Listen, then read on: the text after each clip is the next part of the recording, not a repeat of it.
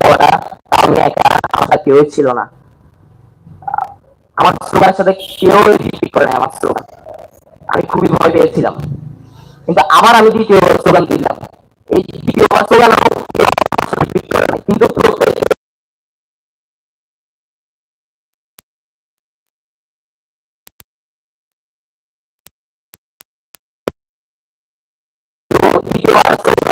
আমার সাথে তখন স্বাভাবিকভাবে আমার সত্যিকার অর্থে খুব খুব বেশি ভয় লেগেছিল। মাথা থেকে এক প্রকার ঘাম ঝরার মতো অবস্থা। কারণ মানে আমি তখন জুনিয়র ধরতে গেলে হলে, তো একেবারে ছাত্রলীগের মোস্ট পজিশনের যারা ছিল, আলামিন রহমান সহ ছাত্রলীগের তৎকালীন আমাদের হলের যারা নেতা ছিল, তারা আমার সামনে দাঁড়ানো, এবং আমি একা, আমার সাথে আলফাজ ভাই ছিল।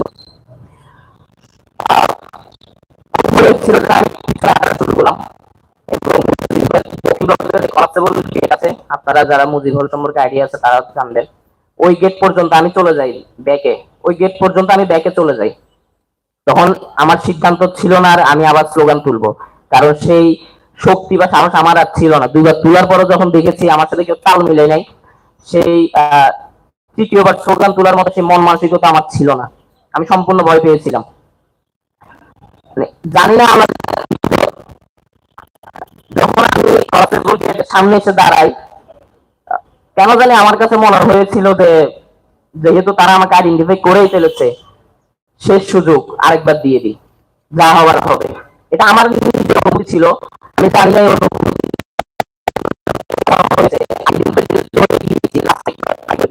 আমার মন মানছিল না।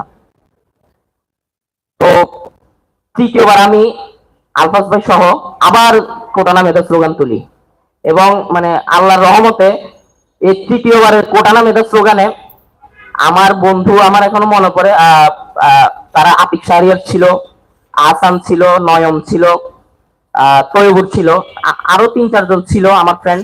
আমার এখন ঠিক নামগুলো মনে আসতেছে না। আমার ফ্রেন্ড সার্কেলের মধ্যে কয়েকজন, এবং 20-21 সেশনের শুরুতে যিনি স্লোগান দিয়েছিল রিয়াল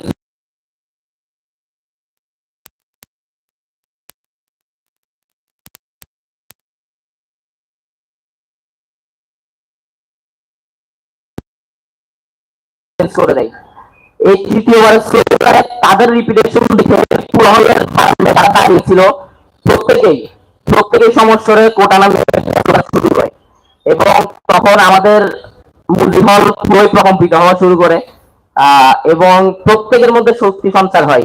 কেউ আর পিছপা হওয়ার চিন্তা করে নাই। বারান্দায় যারা ছিল প্রত্যেকেই নিচে নেমে আসে, এবং আমার সামনে যখন আলামিনদের